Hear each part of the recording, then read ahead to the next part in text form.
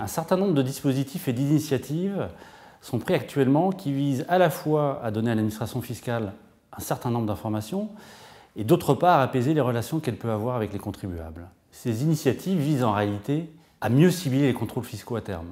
Elles sont le pendant, le complément un peu manichéen de l'autre pilier de la politique fiscale qui est le renforcement des outils et des sanctions en matière de lutte contre la fraude fiscale qui ont trouvé leur traduction la plus extrême dans la loi du 23 octobre 2018. Parmi les dispositifs qui visent à donner un peu plus d'informations à l'administration, on peut évoquer la directive d'Accis, et parmi les dispositifs ou initiatives qui visent à apaiser les relations entre l'administration et le contribuable, on peut naturellement évoquer la relation de confiance et notamment le partenariat fiscal.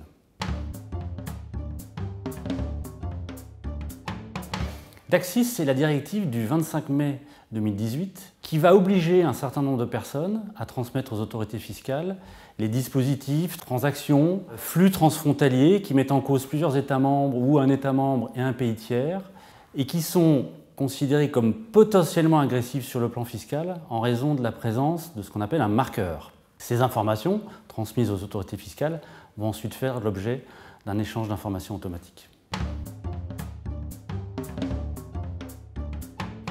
Un marqueur, c'est un élément caractéristique d'une transaction ou d'un dispositif fiscal qui déclenche l'obligation déclarative auprès des autorités fiscales.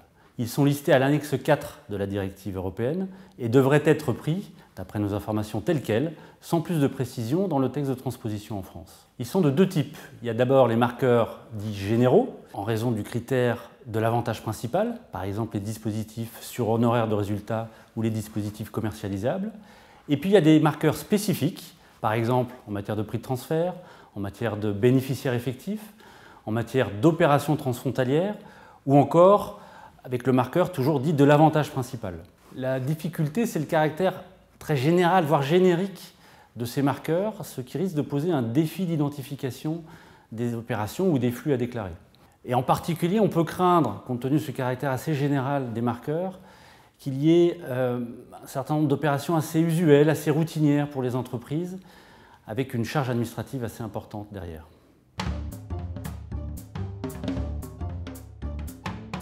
Les intermédiaires qui ont contribué soit à la commercialisation, soit à la mise en œuvre des dispositifs ou des flux sont soumis à l'obligation déclarative. En l'absence d'intermédiaire, c'est naturellement au contribuable d'effectuer cette obligation déclarative.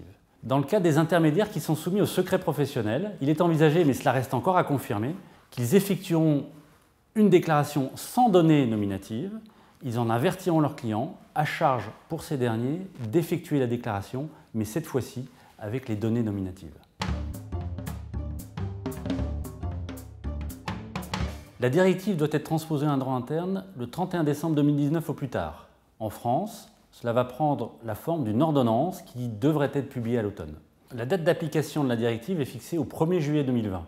Mais en réalité, l'obligation déclarative a déjà un caractère effectif puisqu'il faudra déclarer avant le 31 août 2020 ceux des dispositifs dont la mise en œuvre a commencé à compter du 25 juin 2018.